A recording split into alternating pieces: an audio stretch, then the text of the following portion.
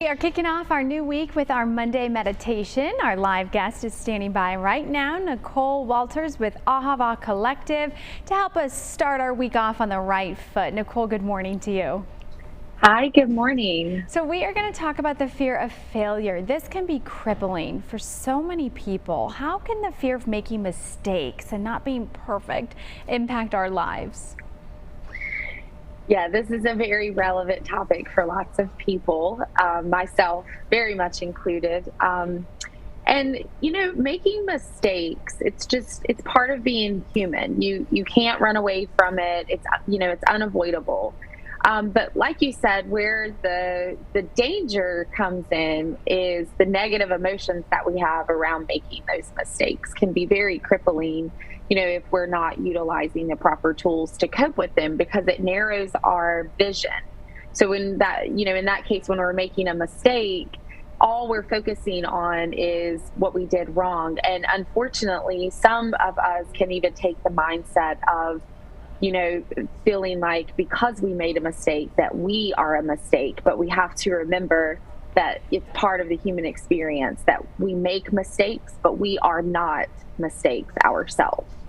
And how do you believe failure can actually, help us grow internally and turn into a positive?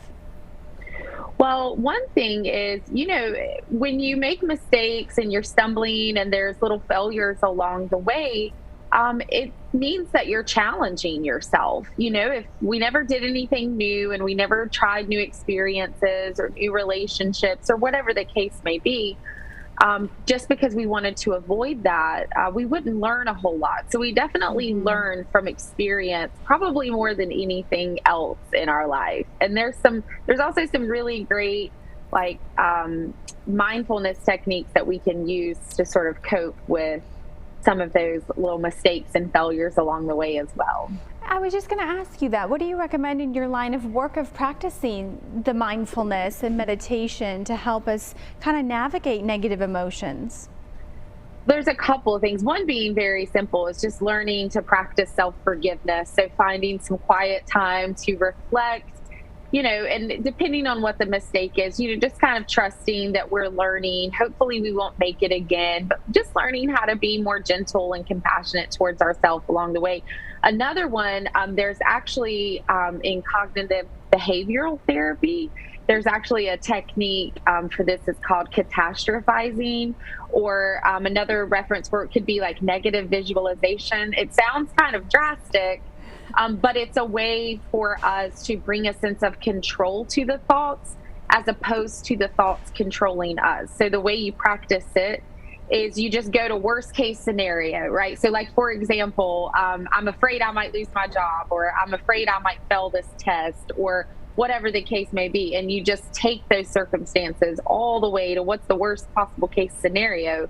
And then when you get there, as you're going along the way, retrace those thought patterns, and then start to identify solutions along the way of how you could meet each of those challenges should they actually happen. And then what you find is that all of these circumstances are very survivable.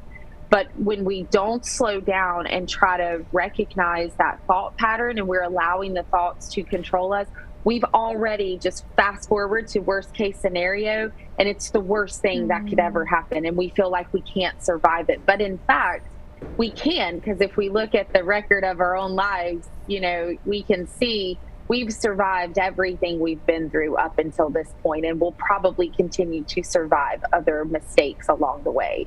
That was interesting. What was the term that you said it's called? Negative visualization. Negative visualization. Mm-hmm. Okay. Yes.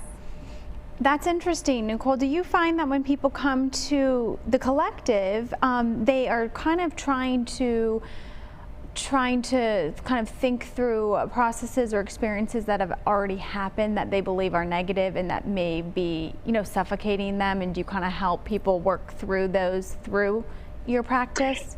Yes, absolutely. And like I always say, a lot of these mindfulness techniques that we practice in community and practice together, it's very wise to practice them when we're not in a state of panic, because we're able to build up that resilience so that when we do come into these like catastrophizing thought patterns where we just jump start to or just fast forward to the worst case scenario, we've kind of practiced in community. And also, I always point this out. It's so important to find community and to have these conversations with people, because a lot of times if we're not sharing our experiences with others, we can feel very isolated and very alone, as if we're the only people in the world who experience these fears or emotions.